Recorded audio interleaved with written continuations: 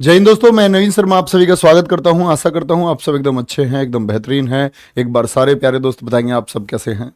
सारे प्यारे दोस्तों का बहुत स्वागत है। Happy teachers day, happy teachers day, happy teachers day.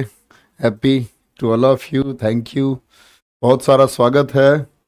Deepti, Saurabh Verma, Lakshmi, Prachi Sharma, जय हिंद दोस्तों, मैं कन्हैया, आप सभी का स्वागत करता हूं। आशा करता हूं सोनू कुमार, यामीन खान। कमेंट रिफ्रेश कर दो। यश यादव, शुभम, पुष्पक, दीपशिखा, बुलबुल, मुखराम, भगत सिंह का चेला, वंदना सिंह, गुड्डू, सभी दोस्तों का बहुत स्वागत है। प्यारे बच्चे, हम लोग पढ़ रहे थे दिल्ली सल्तनत की। आज अंतिम क्लास होगी और आज की क्लास में हमारा टारगेट है कि दिल्ली सल्तनत को हम खत्म कर रहे हैं। तो आज हम इसको पूरा खत्म कर लेंगे और आप लोगों का भी ये उत्तरदायित्व होगा कि पूरे दिल्ली सल्तनत को आप आज ही बैठ के एक बार रिवाइज करेंगे सारे को और समझेंगे।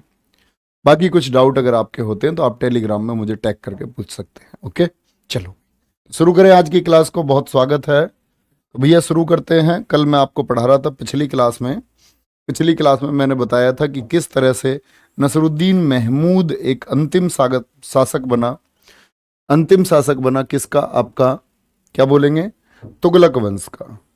किसका था ये? तुगलक वंश में था। ये हम पढ़ चुके हैं। नेक्स्ट हम आज की क्लास को शुरू करने जा रहे हैं सैयद वंश। सैयद वंश, अगर मैं सैयद वंश की बात करता हूं प्यारे बच्चे, दूसरा सबसे छोटा शासनकाल है इसका दिल्ली सल्तनत में। दूसरा सबसे छोटा शासनकाल। दूसरा क्यों भैया जी? तो आप बताओ ना मुझे, सबसे छोटा शासनकाल किसका था? आप कहेंगे सबसे छोटा शासनकाल रहा खिलजियों का। और खिलजियों ने कुल कितने दिन शासन किया था? 30 वर्ष। इन्होंने कितने वर्ष शासन किया? आपका 37 वर्ष। क्या कहेंगे?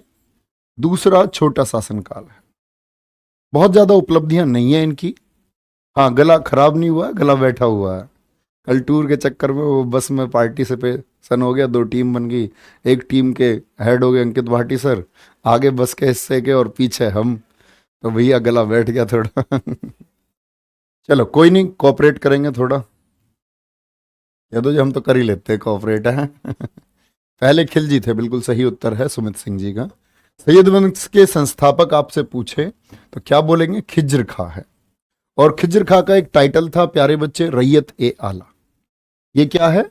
ये उपाधि है रैयत ए आला। ठीक है, दिक्कत आराम से कर सकते हैं।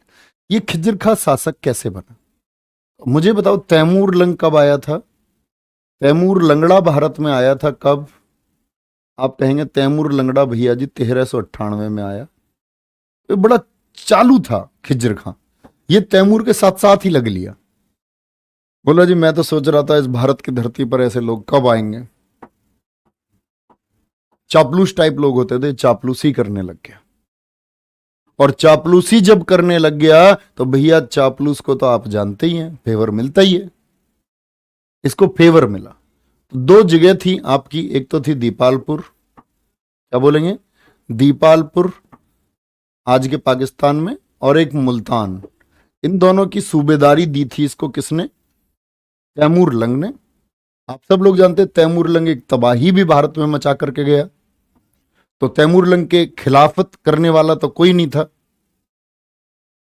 बोलेंगे फटाफट से, खिलाफत करने वाला कोई नहीं था। तो ये शासक बन करके फिर उभरा। इसने इसी चीज का फायदा उठाया और ये जो खिज्र खां था फिर इसने दिल्ली पर क्या कर लिया? कंट्रोल कर लिया। क्योंकि तुगलक तो बेकार हो चुके थे। तो सैयद वंश की स्थापना किसने की थी? खिज्र खां ने। किसका कृपा पात्र बन करके? किसका फेवर लेकर के? किसके नाम का फेवर लेकर के? तैमूर लंग के नाम का फेवर लेकर के। ठीक है। तैमूर लंग के बाद में जो तैमूर लंग के विश्वास पात्र कौन था? खिज्र खां। खिज्र खां के बाद में शासक कौन बना? 1421 से 34 तक मुबारक शाह रहा। मुबारक शाह इंपोर्टेंट है, आपको ये साइड की बातें लिखने की जरूरत नहीं है, ये बस एक स्टोरी है, उसको सुनिए। मुबारक शाह अगर मैं बोलूं सैयद वंश का सबसे योग्यतम शासक है। सबसे योग्यतम शासक है। और सबसे योग्यतम शासक कहने का क्या मतलब है?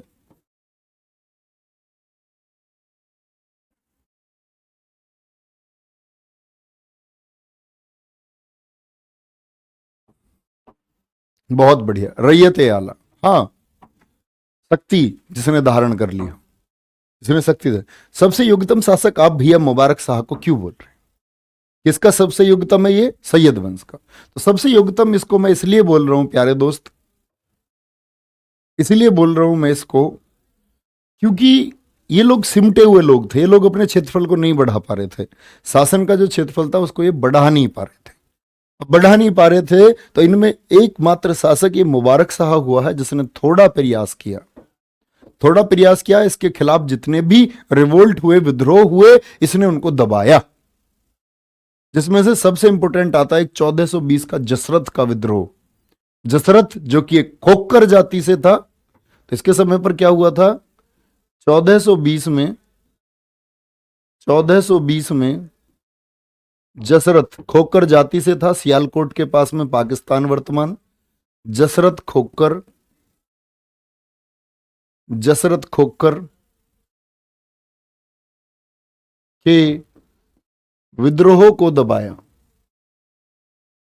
विद्रोह को दबाया, सप्रेस कर दिया उसे, रिवोल्ट को। किसकी मदद से? जैनालुब्दीन की मदद से। किसकी मदद से? तो जसरत का विद्रोह इतना इंपॉर्टेंट नहीं है जितना ये नाम इंपॉर्टेंट है, जैनालुब्दीन, जिसको जैनुल आबदीन भी कहा गया है, जैनालुब्दीन की मदद से। और याद रख लेना, ये जो जैनालुब्दीन है इसी को बोलते हैं कश्मीर का अकबर। भारतीय इतिहास में कश्मीर का अकबर किसको कहा गया है? मैं जब आपको कश्मीर के वंश पढ़ाऊंगा तब पढ़ाऊंगा। कश्मीर का अकबर किसको कहा गया है? जैनुलब्दीन को कहा गया है, जैनुल आबदीन हम बोल सकते हैं। ठीक है सर जी, क्लास 4 की पीडीएफ ओपन नहीं हो रही है। पीयूष कुमार, आज क्लास 7 है तो आप 4 की पीडीएफ ओपन ही क्यों कर रहे हैं? हो जाएगी ओपन, अभी इस पे फोकस करें जो पढ़ा रहा हूं। तो कश्मीर का जो अकबर है उसका क्या नाम है? बोलो एक बार। कश्मीर के अकबर का नाम है जैनुलब्दीन। तो जैनुलब्दीन ने इसकी हेल्प क्यों की? क्योंकि जैनुलब्दीन जो गद्दी पर पहुंचा था, गद्दी जो हासिल की थी इसने कश्मीर की, वो किसकी मदद से हासिल की थी? मुबारक शाह की मदद से। तो ये सियालकोट जो आज के पाकिस्तान में पड़ता है, वहां का विद्रोह किसने किया? जसरत ने किया था, और जसरत के विद्रोह को इसने दबा दिया था। ठीक है जी, कोई दिक्कत? बोलो भाई। मोहम्मद शाह इसके बाद में शासक आया, और मोहम्मद शाह के बाद बना आलम शाह। ये कौन है? अंतिम शासक है। कौन है? अंतिम शासक है। और मुबारक शाह इतना योग्य था, मुबारक शाह के ऊपर ही एक पुस्तक लिखी गई है, तारीख ए मुबारक शाही। तारीख ए मुबारक शाही। लेखक कौन है उसके? राइटर कौन है? याहिया बिन सरहिंदी। इंपॉर्टेंट मार्क करके लिखना प्यारे बच्चे कि याहिया बिन सरहिंदी की पुस्तक का क्या नाम है? तारीख ए मुबारक शाही है। तारीख ए मुबारक शाही। ठीक है जी, चलो। अब आलम शाह के बारे में एक कथन प्रचलित हुआ। आलम शाह सुनना, ये कितना कमजोर था। अगर मैं कहूं सैयद वंश का सबसे अयोग्य शासक कोई था, इसमें कोई दम ही नहीं था, कोई दम ही नहीं था, ऐसे ही था बस, ये नकली सुल्तान। सबसे अयोग्य शासक कौन है? वो आलम शाह था। इसके बारे में एक कहावत चली, इसके बारे में एक कहावत चली कि सुनो सुनो, इसका नाम, पूरा नाम शाह आलम था। इसके बारे में एक कहावत चली, बोलो क्या? सुनो शाह आलम, तुम्हारा राज्य दिल्ली से पालम। क्या चली कहावत? सुनो शाह आलम, तुम्हारा राज्य दिल्ली से पालम। यानी पालम भी दिल्ली में ही पड़ता है, यानी राज्य इसका इतना सिमट गया कि दिल्ली से शुरू होकर के सिर्फ दिल्ली के कुछ हिस्से तक रह गया।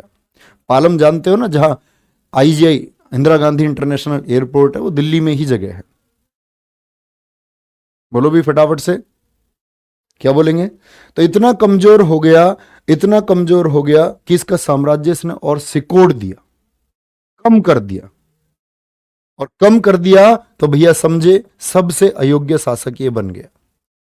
क्या बोलते हैं, याद रखना इसके बाद में, दिल्ली छोड़कर बदायूं चला गया, गद्दी छोड़ गया। कौन छोड़ता है गद्दी? इतना कमजोर था, इसे पता थी तेरी हत्या हो सकती है। दिल्ली छोड़कर बदायूं चला गया। कहां चला गया? बदायूं, उत्तर प्रदेश चला गया। दो भाइयों को सौंप कर गया। दो भाइयों का क्या नाम है नोट करना, इसके ही दो भाई थे। दो भाइयों, उन दो भाइयों का नाम था, एक का सहना ए सहर, दो भाइयों सहना ए सहर और सहना ए सहर और अमीर कोहते। क्या नाम था दूसरे का? अमीर कोहते को सौंप कर गया। क्या सौंप कर गया? दिल्ली की गद्दी। बोलो मुझे दिल्ली की गद्दी में कोई इंटरेस्ट ही नहीं है, दिल्ली की गद्दी में मुझे कोई इंटरेस्ट ही नहीं है, और मैं दिल्ली छोड़ करके कहां जा रहा हूं? बदायूं जा रहा हूं। और दो भाई कौन कौन से थे, नाम बोले एक बार? सहना ए सहर और अमीर कोहते। इन दोनों भाइयों में बड़ा प्यार था, सहना ए सहर और अमीर कोहते में। कहते कि भाई इकट्ठे हम दिल्ली की गद्दी पर बैठेंगे भैया जी। किससे बोले? आलम शाह से कह रहे हैं भैया जी हम इकट्ठे बैठेंगे गद्दी पर। उसने कहा बेटा कोई बात नहीं, मैं तो जा रहा हूं, मुझे पता है गद्दी बड़ी बुरी होती है। चला गया भैया। अब जब चला गया तो दोनों भाइयों का आपस में झगड़ा हो गया। दोनों भाइयों का आपस में झगड़ा हो गया तो बोलते हैं क्या, सहना ए सहर ने अमीर कोहते की हत्या करवा दी। गई दिल्ली गद्दी में, ये बात समझ गया था आलम शाह, इसीलिए भाग गया। हाँ, महमूद मोहम्मद एक ही है। सहना ए सहर ने इसकी हत्या करवा दी, और सहना ए सहर जो कुछ नहीं कर पा रहा था, इसी साल इसको दिल्ली की जनता ने मार डाला। ये हम पे कैसा रंग डाला, दिल्ली की जनता ने ही मार डाला सहना ए सहर को। दिल्ली की गद्दी खाली हो गई, किसकी वजह से? आलम शाह की वजह से, जो ऑपरेट नहीं कर पाया। अब दिल्ली की गद्दी जब खाली हो गई तो जनता ने बुलाया किसको? बहलोल लोधी को। बहलोल लोधी से जनता बोली कि तुम्हें आकर के दिल्ली की गद्दी पर बैठना होगा, जिसका एक अच्छा प्रभाव था उस समय दिल्ली में। इन्हीं के मंत्रिमंडल में शामिल था, इन्हीं के दरबारियों में से एक था। ठीक है, कोई दिक्कत? ध्यान से देखना। तो भैया जब इन दोनों की हत्या हो गई, सहना ए हैर भी, अमीर कोहते भी, दिल्ली की गद्दी जब खाली हो गई, दिल्ली की गद्दी जब खाली हो गई तो जनता ने दिल्ली की गद्दी पर बिठाया किसको? बहलोल लोधी को। बहलोल लोधी को बिठाया। हम पे ये किसने हरा रंग डाला, आए कैसे फिर मार डाला, बेचारा मार डाला, मतलब वो तो बहलोल लोधी आ जाता है भैया दिल्ली की गद्दी पर। और सुनना और समझना, ये दिल्ली की गद्दी पर प्रथम अफगान वंश था। मैं आपसे आगे भी पूछूंगा, दिल्ली की गद्दी पर प्रथम अफगान वंश, यानी कि इनको कहा गया कि दिल्ली की गद्दी पर पहली बार अफगानी पूर्णतः, जब पूरा कैबिनेट राजा सब अफगानी थे, सब अफगानी थे, यानी ऐसे समझो प्रधानमंत्री भी और उनके मंत्रिमंडल भी। तो दिल्ली की गद्दी पर प्रथम अफगान वंश था ये, याद रखेंगे। एक और आएगा फिर सूरी साम्राज्य में, बाद में पढ़ाऊंगा आपको। अच्छा, ये जो बहलोल लोधी था ये अफगान में कहां से था? गिलजाई जाति से इसका संबंध था। कौन सी जाति से? जाति पूछी जाती है, सबसे ज्यादा पूछी जाती है इतिहास में बाबर की, कि वो चगताई जाति से था। चगताई एक तुर्क जाति थी, वो वहीं पढ़ाऊंगा मैं आपको। तो क्या बोलेंगे? गिलजाई जाति से इसका संबंध था। और बहलोल लोधी को किसने बिठाया गद्दी पर? जनता ने। और 1451 से 1489, आप देखेंगे 38, लेकिन ये 37 वर्ष कुछ दिन का पीरियड था, तो आप इसको 37 वर्ष याद रखेंगे। 37 वर्ष तक ये शासन करता है, और दिल्ली सल्तनत पर सबसे लंबा शासन काल है इसका। देखो बहुत सारे लोग समझते हैं जी अकबर, अकबर 49 वर्ष वो मुगल काल में, औरंगजेब 49 वर्ष वो मुगल काल में, शाह आलम द्वितीय जो आपका शासक रहा था कब? 1760 से 1806, उसका भी 46 वर्ष का शासन काल है, वो भी मुगल काल में है। दिल्ली सल्तनत पर सबसे लंबा शासनकाल किसका है? वो बहलोल लोधी का है, वो बहलोल लोधी का। तो बहलोल लोधी जब गद्दी पर बैठा तो बोलते हैं बहलोल लोधी का 2 बार राज्याभिषेक हुआ, जैसे मैंने बताया था फिरोज शाह तुगलक का हुआ 2 बार, 2 बार। ठीक है, तो 2 बार इसका राज्याभिषेक कैसे हुआ?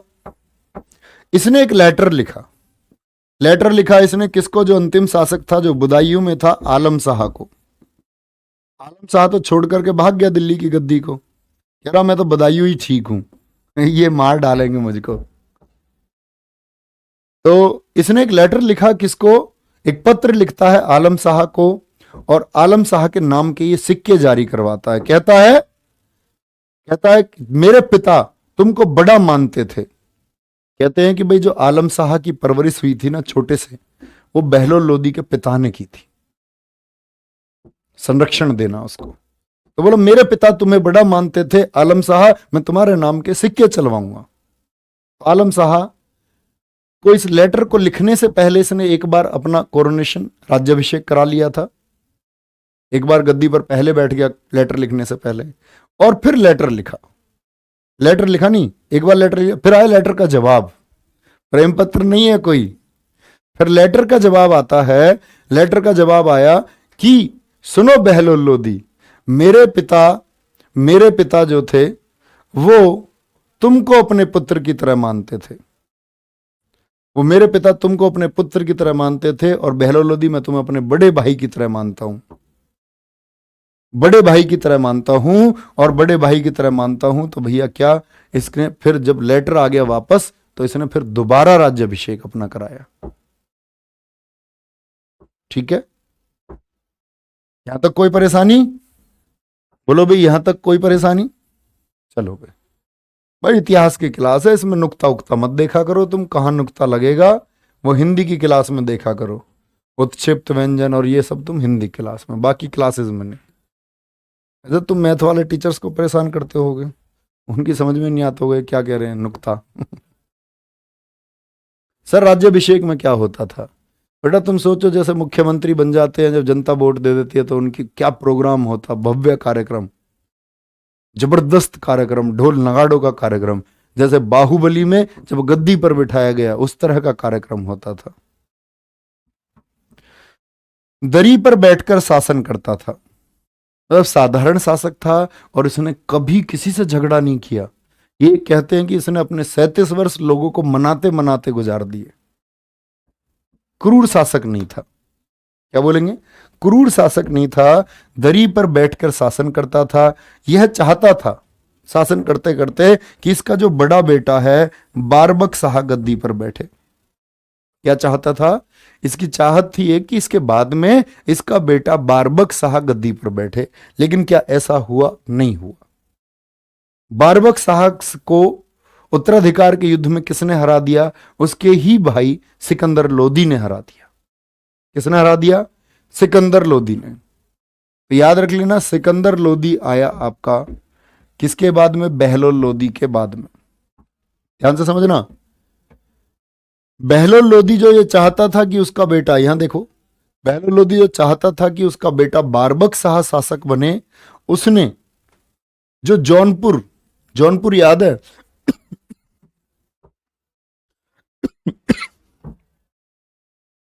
आप लोगों को प्यारे बच्चे जौनपुर याद होगा। मैंने बताया जौनपुर में सरकी वंश की स्थापना हुई थी।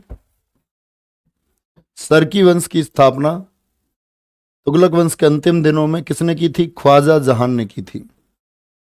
याद है या नहीं? एक बार थम्स अप करें। ख्वाजा जहान ने की।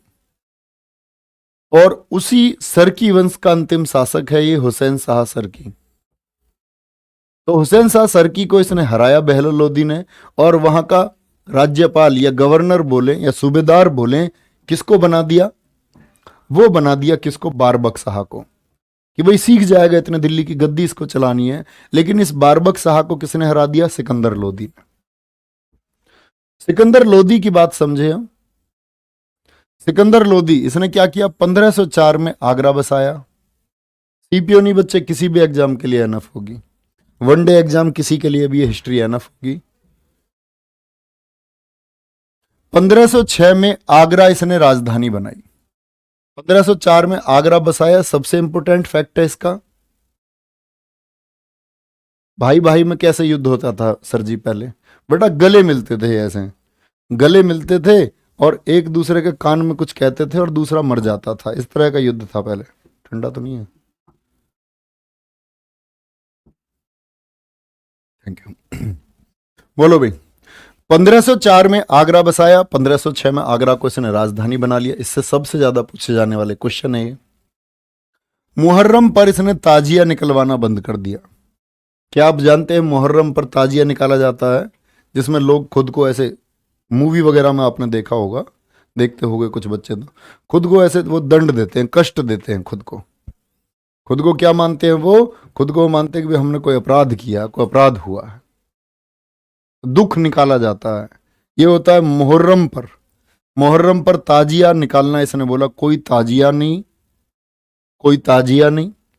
गंगा यमुना के स्नान पर रोक, गंगा यमुना के स्नान पर रोक लगाई इसने। मैंने बोला था ना सिकंदर लोदी का अग्रगामी, क्योंकि इसने भी बहुत सारी रोक लगाई।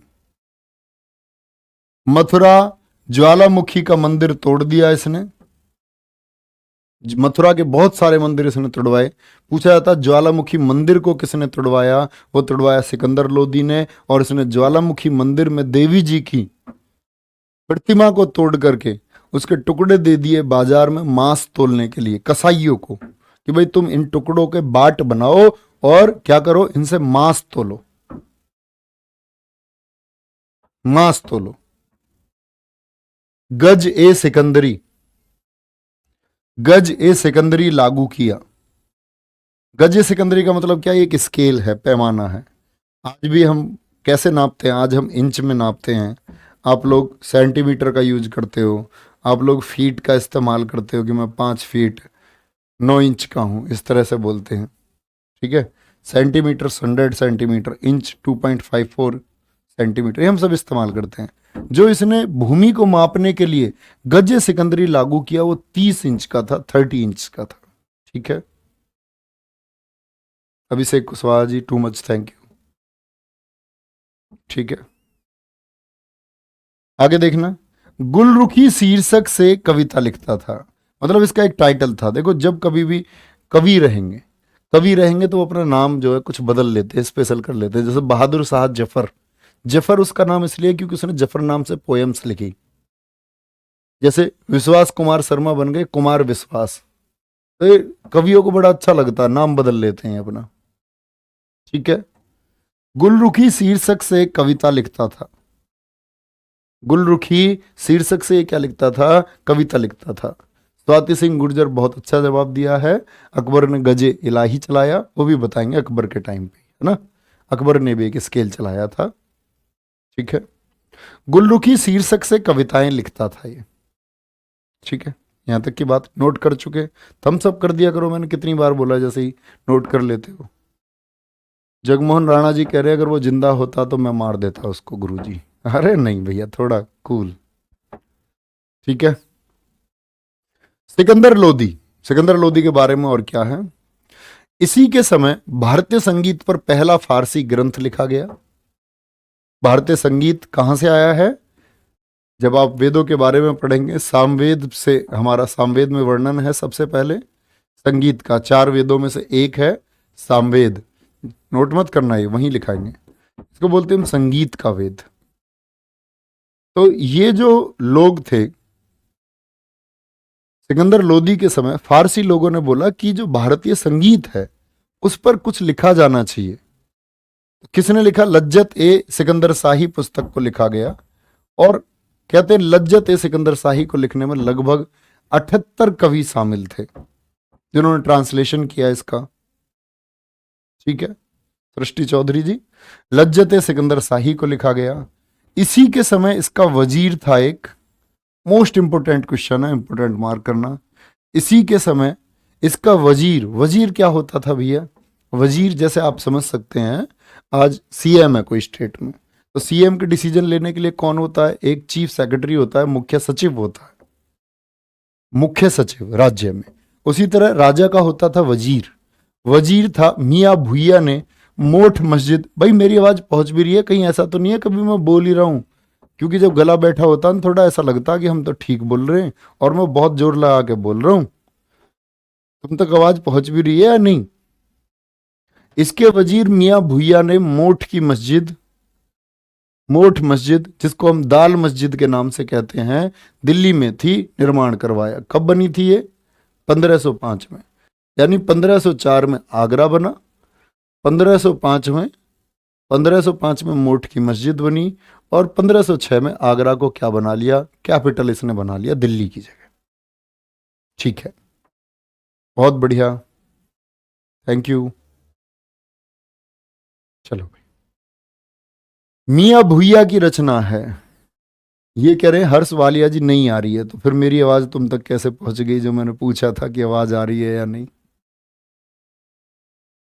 गौरव कुमार जी, कुछ बच्चे अपना नाम बुलवाने के लिए ऐसे बोलते हैं। ठीक है मानसी सिंह जी, बहुत बढ़िया, नाम ले लिया, खुश हो। चलो भाई, मियां भुइया ने 2 रचनाएं भी लिखी हैं, क्या नाम है, फरहत, क्या बोलेंगे, सॉरी फरहत बोलो, फरहंग ए सिकंदरी और तिब्बत ए सिकंदरी। दिल्ली सल्तनत का वह कौन सा शासक था जो दाढ़ी नहीं रखता था? तो दाढ़ी कौन नहीं रखता था? वो सिकंदर लोदी नहीं रखता था। और बहुत सारे लोग ये कहते हैं कि जब मेरा गला बैठ जाता है तो मेरी आवाज अच्छी हो जाती है, क्या सच में ऐसा है? ठीक है, बोलो भाई। लज्जत सिकंदर शाही मैंने बता दिया प्यारे बच्चे, कितने लोगों ने लिखा है। गले की बीमारी के कारण क्या हो गई, इसकी मृत्यु हो गई, और इसका मकबरा कहाँ है? इसका मकबरा दिल्ली में है। तो ये सारी चीजें आप लोग याद रखें, ठीक है जी। चलो आगे चले। सिकंदर लोदी के समकालीन प्रसिद्ध व्यक्ति कौन थे? नोट कर लें एक बार, बोलो भैया।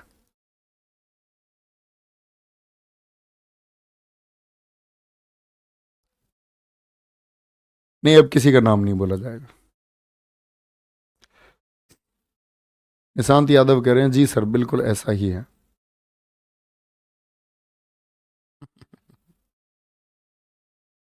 सर लोधी वंश मुगल के टाइम पे शासन कर रहे थे क्या? नहीं बच्चे, लोधियों को खत्म करके तब मुगल वंश आएगा, ठीक है। चलो, तो गले की बीमारी के कारण इसकी मृत्यु हो गई, मकबरा इसका दिल्ली में था। सिकंदर लोदी के समकालीन, समकालीन मतलब at the time of Sikandar Lodi, Sikandar Lodi के समय कौन थे प्रसिद्ध व्यक्ति? वो थे आपका क्या बोलेंगे, कबीरदास, गुरु नानक देव और राणा सांगा। राणा सांगा, हाथ जोड़ो एक बार, नाम को याद करो, क्योंकि ये पूर्वज हैं किनके, महाराणा प्रताप के। किनके पूर्वज हैं? महाराणा प्रताप जी के पूर्वज हैं ये, ठीक है। सिकंदर लोदी के समकालीन प्रसिद्ध व्यक्ति 3 थे, कबीरदास, गुरु नानक देव और राणा सांगा जी थे, ठीक है भैया। तीनों लोग, यही साइड में आप लिख लेना कबीरदास की रचनाएं, क्योंकि आप हिंदी के छात्र नहीं, आप हिंदी साहित्य पढ़ रहे होते तो आपको पता होता। कबीरदास की रचनाएं हैं, पूछी जाती हैं। कबीरदास की रचनाएं कौन कौन सी हैं? साखी, आपसे बहुत गहरा क्वेश्चन इनसे नहीं पूछेगा क्योंकि हिंदी साहित्य नहीं है आपका। साखी, शबद, रमैनी। दरअसल में अगर कबीरदास की मैं बात करूं तो उन्होंने खुद तो कुछ लिखा ही नहीं था, इनके एक शिष्य थे, इनके एक शिष्य थे और जिनका नाम था धर्मदास। तो धर्मदास ने अपने गुरुजी ने जो कुछ भी कहा, गुरुजी की जो वाणी उन्हें अच्छी लगी वो उन्होंने लिख लिया, और इन तीनों को इकट्ठे एक पुस्तक में लिखा गया था। इसीलिए कबीरदास की रचना कहा जाता है बीजक को। बीजक दरअसल में इन तीनों का ही एक कलेक्शन है, संग्रह है, अलग अलग पार्ट हैं, साखी, शबद, रमैनी, और उन तीनों का इकट्ठा रूप उसको क्या बोलते हैं हम? बीजक कहते हैं, कबीरदास जी की रचना, ठीक है। ये बात याद रख लेनी है आपको। समझ रहे हो आप कितने अच्छा शिष्य रहा होगा कि गुरुजी की जो बातें हैं वो सब लिख ली। और कोई कोई शिष्य बहुत प्यारा हो जाता है कभी कभी गुरुजी को, और शिष्य को कोई कोई गुरुजी प्यारे हो जाते हैं। जैसे महात्मा बुद्ध थे। कुमार विश्वास जी का एक किस्सा मैं एक बार सुन रहा था, तो चर्चित है, मतलब बहुत बहुत, बाकी कई लोगों ने भी सुनाया है वो। तो उसमें यह था कि बोला उन्होंने, जब आनंद, आनंद जो महात्मा बुद्ध के बहुत अच्छे शिष्य थे, बहुत अच्छे भैया, मतलब उनकी बुआ के लड़के भी थे आनंद महात्मा बुद्ध की के। तो वो कभी भी जैसे जनता को कुछ समझाना चाहते थे ना महात्मा बुद्ध, तो वो आनंद के माध्यम से कहते थे कि आनंद ऐसा हुआ था, आनंद ऐसा हुआ था। तो वो आनंद का नाम लेते थे बार बार। तो जब लास्ट टाइम आया और लगा कि महात्मा बुद्ध की अब जो है मृत्यु हो जाएगी, महात्मा बुद्ध कहने लगे कि भाई अब मेरे जीवन में कुछ ऐसा बचा नहीं है कि अब मैं तुम लोगों को कुछ डिलीवर कर पाऊं, अंतिम समय है। तो कहते हैं आनंद रोने लग गए। आनंद कहने लगे कि मतलब गुरु मानते थे उनको, उन्होंने बोला गुरु जी तुम्हारे बाद मेरा क्या होगा, जब तुम नहीं रहोगे तब मेरा क्या होगा। तो उन्होंने कहा था कि कभी भी अगर तुम लंगड़े हो तो किसी और की बैसाखियां लेकर के मत चलो। अगर तुम्हारे पास उजाला नहीं है तो तुम किसी और के उजाले में मत चलो। क्या पता वो बीच रात में आपको अंधकार में छोड़कर चला जाए। उन्होंने बोला था, और बहुत इंपॉर्टेंट है, आप तो दीवो भव। अपनी कॉपी पे लिखना है इसको, फ्रंट कॉपी पे, और पहुंचाना ये मुझ तक कभी पहुंचा पाओ तो। आप तो दीपो भव, इसका अर्थ होता है अपना प्रकाश खुद बनो। अपना प्रकाश खुद बनो। Be your light your self. Be your light your self.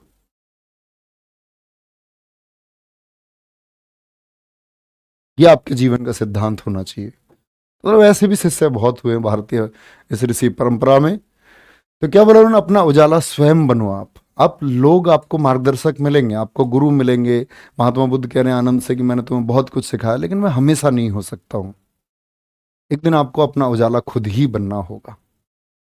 ये बहुत अच्छी शिक्षा है, और ये समझो कि ये मेरी तरफ से आप लोगों को एक मैसेज है आपके इस गुरु दिवस पर, टीचर्स डे पर। इसको आप अपनाएं। आप तो दीपो भव, आप लोग अपना प्रकाश स्वयं बनो खुद। ठीक है, नेक्स्ट आगे चलते हैं। तो भैया सिकंदर लोदी के बाद में गद्दी पर आया आपका इब्राहिम लोदी, 1517 से 1526। ठीक है सर जी, क्या सिकंदर लोदी ने आपका मरम्मत कराई थी? मैंने बताया था बच्चे, शुरू करवाया ऐबक ने, इल्तुतमिश ने पूरा करवाया, मरम्मत फिरोज शाह तुगलक ने भी करवाई। और दिल्ली में भूकंप आया था 1505 में, तब आपका क्या हो गया था, कुतुब मीनार जो है ना ये थोड़ी सी क्षतिग्रस्त हो गई थी। तब भूकंप के इसलिए किसने इसकी मरम्मत करवाई थी? सिकंदर लोदी ने मरम्मत इसकी करवाई थी। ठीक है जी, चलो। इब्राहिम लोदी आता है, दिल्ली सल्तनत का ये अंतिम शासक है। दिल्ली सल्तनत का पहला शासक कौन है जरा बताएं? दिल्ली सल्तनत का पहला शासक किसको आप बोलेंगे? तो अगर आप ऐबक बोल देंगे तो आप गलत हो जाएंगे। वो गुलाम वंश का पहला है, लेकिन उसकी राजधानी क्या थी? उसकी राजधानी लाहौर थी। उसकी राजधानी क्या थी? उसकी राजधानी लाहौर थी। और वही राजधानी क्या बन गई आपके बाद में? दिल्ली किसने बनाई? इल्तुतमिश ने बनाई। ठीक है, नेक्स्ट आगे आएंगे। तो इसने जब गद्दी पर बैठा तो सबसे पहले 1518 का खतौली का युद्ध किया। खतौली ये मेरठ वाला खतौली ना समझे, दिल्ली के पास वाला खतौली है। कभी सहारनपुर वालों तुम समझ लो तुम्हारे खतौली में फाटक पर ये लड़ाई हुई होगी, भैया तुम्हारे फाटक पर नहीं हुआ है। तो 1518 का जो खतौली का युद्ध है, ये राणा सांगा वर्सेस इब्राहिम लोदी हुआ। क्योंकि ये राणा सांगा कहाँ के थे? राजस्थान के थे। बहुत बढ़िया भाई, बहुत गजब। इल्तुतमिश सबका उत्तर सही आता हुआ। इस युद्ध को बहुत सारे लोग कहते हैं कि ये युद्ध कैसा रहा। इसमें बहुत सारे लोगों का कहना है कि इब्राहिम लोदी इसको जीता, लेकिन इस युद्ध का बहुत सारे इतिहासकारों ने बोला है कि ये अनिर्णायक रहा। इस युद्ध का कोई नतीजा निकला ही नहीं। इस युद्ध का कोई भी नतीजा निकला ही नहीं। बिल्कुल महाराणा प्रताप जी का कभी इतिहास पढ़ाइए, कभी नहीं, ये भी पढ़ाएंगे। जब अकबर आएंगे तो मैं बताऊंगा कि अकबर कैसे झुक करके सलाम किया अकबर ने, क्यों अकबर महाराणा प्रताप की जब उनका देहांत हो गया तो रोया, फुट फुट कर रोया। वो अकबर जिसने समर्पण कर दिया, वो अकबर जो कभी महाराणा प्रताप के हाथी राम प्रसाद तक को नहीं झुका पाया, एक ऐसा हाथी जिसने महाराणा प्रताप की याद में अपनी जान दे दी। सब कुछ पढ़ाऊंगा आपको, भारतीय इतिहास का गौरव है वो, पढ़ेंगे। फिर आता है भैया पानीपत का युद्ध। और पानीपत के युद्ध में क्या हुआ? पानीपत के युद्ध की तारीख याद रखेंगे सभी, बहुत महत्वपूर्ण है। पानीपत कहाँ पड़ता है? हरियाणा में पड़ता है। और पानीपत का पहला युद्ध हुआ 21 अप्रैल 1526 को। और यही युद्ध बना किसका? सल्तनत काल का अंत। क्या बोलोगे? क्या बोलना है? इस बात को नोट कर लेना, इस बात को। यही युद्ध दिल्ली सल्तनत का खात्मा कर देता है। दिल्ली सल्तनत का अंत कर देता है। अंत कर देता है। किस युद्ध के द्वारा? इब्राहिम लोदी। क्या बोलोगे? इब्राहिम लोदी ने जो युद्ध लड़ा। यहां तक की बात में कोई दिक्कत? अब ये इब्राहिम लोदी मतलब बहुत ज्यादा सफल शासक आप इसको नहीं कह सकते, क्रूर था ये भी। इब्राहिम लोदी भी कैसा था? क्रूर था। उसने दो नियम लगाए थे। कह रहा था कि जो राजा होता है ना, उसका कोई सगा संबंधी नहीं होता, उसका कोई रिलेटिव होता ही नहीं, किसी के नजदीक नहीं था। और इसने एक नया नियम चलाया कि जब इब्राहिम लोदी दरबार में आएगा तो कोई बैठेगा नहीं। जब इब्राहिम लोदी दरबार में आएगा तो कोई बैठेगा नहीं। ऐसा शासक था ये। तो पानीपत का युद्ध किस किस के बीच में हुआ? इब्राहिम लोदी वर्सेस बाबर, तुर्की बाबर। ठीक है, क्या बोलेंगे? इसे दौलत खां लोदी ने आमंत्रित किया। किसने आमंत्रित किया? पानीपत के युद्ध में किसने बुलाया? दौलत खां लोदी ने बुलाया। किसको? बाबर को बुलाया, क्योंकि वो इब्राहिम लोदी से, और ये एक ही परिवार के लोग हैं। दौलत खां लोदी जो इसी के परिवार का, इब्राहिम लोदी के परिवार का, ये ईर्ष्या रखता है किससे? इब्राहिम लोदी से, लेकिन हरा नहीं सकता। इसीलिए बाबर जो उस समय, बाबर बहुत कम टाइम में वो वॉरियर बना था, योद्धा। मतलब मैं आपको बताऊंगा, जब 13-14 साल का था तब तो इसने अपने पिता का बदला ले लिया था, सेना संगठित कर ली थी। तो बाबर बड़ा प्रचलित था इधर आपका इराक, ईरान में। तो बाबर को बुलाया गया। क्या बोलेंगे भैया? सर जी सूरजमल जी का इतिहास पढ़ाओगे क्या? शांतनु पूछ रहे हैं। भैया सूरजमल जी देश का गौरव है, क्यों नहीं पढ़ेंगे हम उनका इतिहास? बहुत शानदार तरीके से पढ़ाऊंगा। इन लोगों के लिए स्पेशल क्लास रखेंगे। तो बाबर क्या हो जाता है भैया? बाबर विजयी हो जाता है। और इसी युद्ध से दिल्ली सल्तनत का अंत हुआ और भारत में मुगल साम्राज्य की स्थापना हुई। युद्ध भूमि में मारा जाने वाला पहला शासक कौन था? इब्राहिम लोदी था। बाबर भैया तोप लेकर आया था इंडिया में, तोप। किसकी वजह से हारा गया? इस लाहौर के गवर्नर, ये लाहौर का एक गवर्नर था दौलत खां लोदी, इसकी वजह से वो हारा गया।